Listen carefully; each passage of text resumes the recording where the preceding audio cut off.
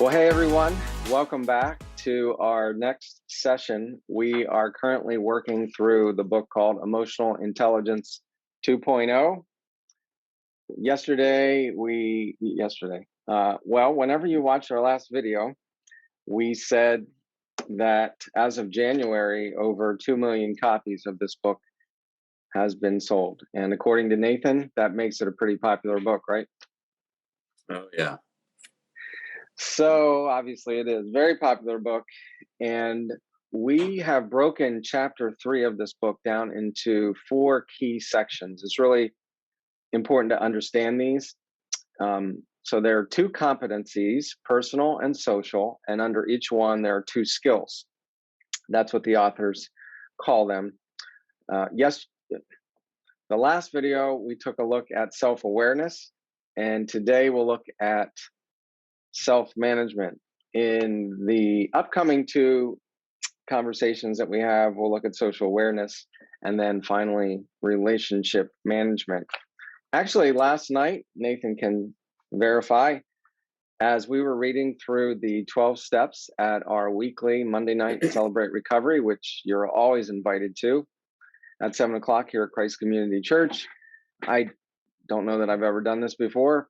Knowing me, I probably have once or twice, but I paused after reading step 4 and having the group collectively read the scripture, because we read the Christ-centered version of the 12 steps.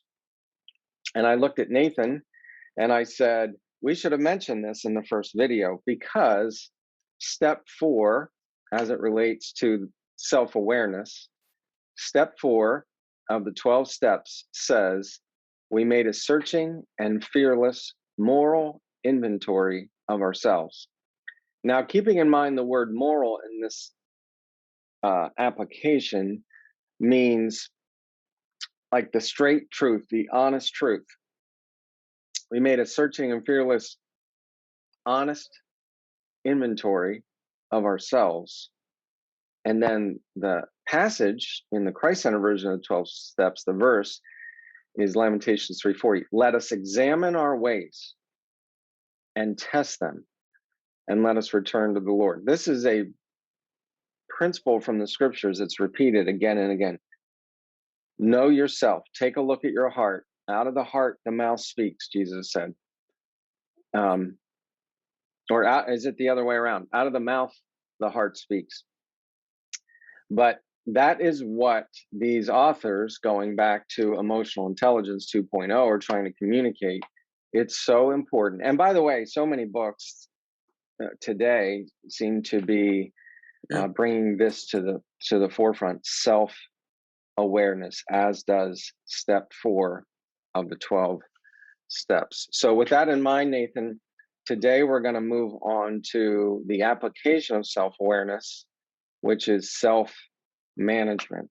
So why don't I throw it over to you?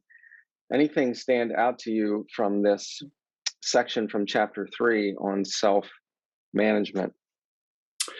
Yeah, it is the second after self-awareness, right? Yeah. Self-awareness, you're starting to gain, some clarity on all the things that are going on. And I do feel like the step after self-awareness is probably like a sense of being overwhelmed, because you're starting to recognize all these emotions going on underneath the surface, and you're like, no wonder I was trying to not be self-aware. But self-management, right? It's the biggest next step, I think, in the recovery, in the sense of, okay, I'm aware of what's going on now. What the heck am I going to do about it? Because it is talking about, okay, self-control. It's talking about directing your emotions, expressing them in the right way, not letting your emotions just kind of take you on whichever whim it has. It also is things like, I know resilience is a big topic today. Resilience is you get impacted emotionally by something that's perceived as negative, and it just stops you in your tracks. Resilience is that ability to keep moving forward even through the pain. So it's it'd be like for a runner who's saying, man, I'm halfway through this race and I'm feeling a lot of pain right now, but he's pushing through the emotion of it and just leading his body that way. So there's a lot going on, including the things that we talked about in terms of Brene Brown's book, which is learning to be more transparent, learning to be more honest. Because I was talking with someone just the other day, and they said, I was kind of transparent about something that was vulnerable about myself in a meeting, and then directly afterwards, I felt terrible because I started asking all these, oh my, like, what did I just do? And I feel crappy about it, and I'm scared, So self-management is the ability to lead yourself through that, because it often you go into a little bit of a panic mode when you're actually managing your emotions well, because we don't, as a society, I think, promote that.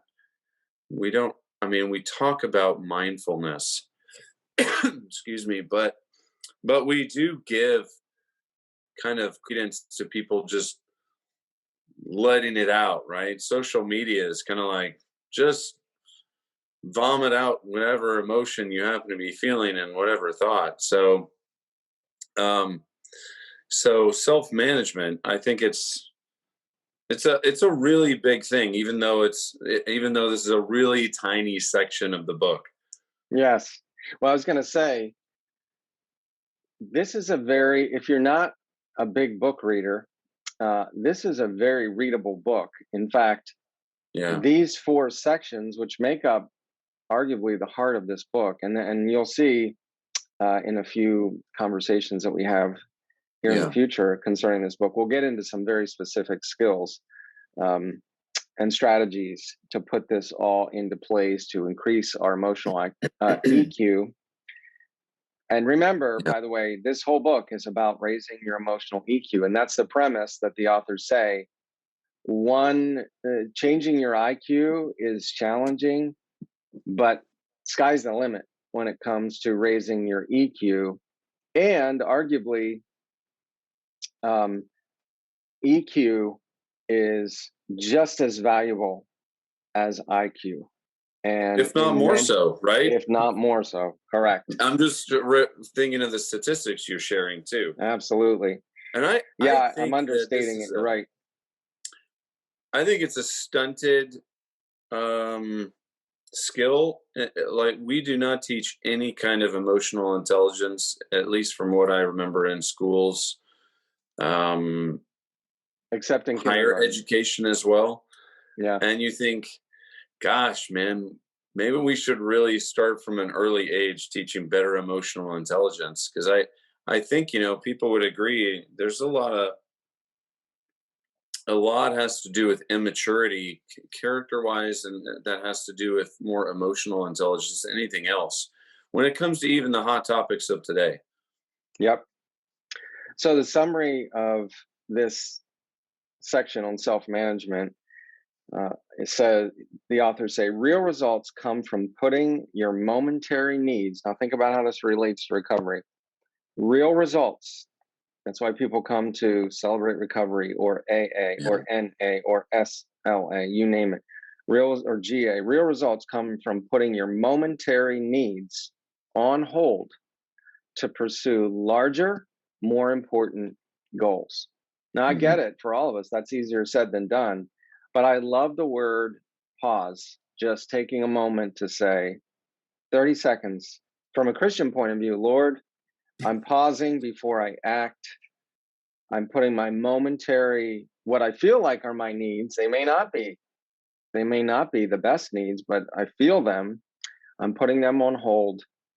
And I want to consider them in light of my more important goals. And I think most of us, when we have done that from time to time, we probably have not regretted that we took a moment to at least think and even pray about our self awareness, our self management.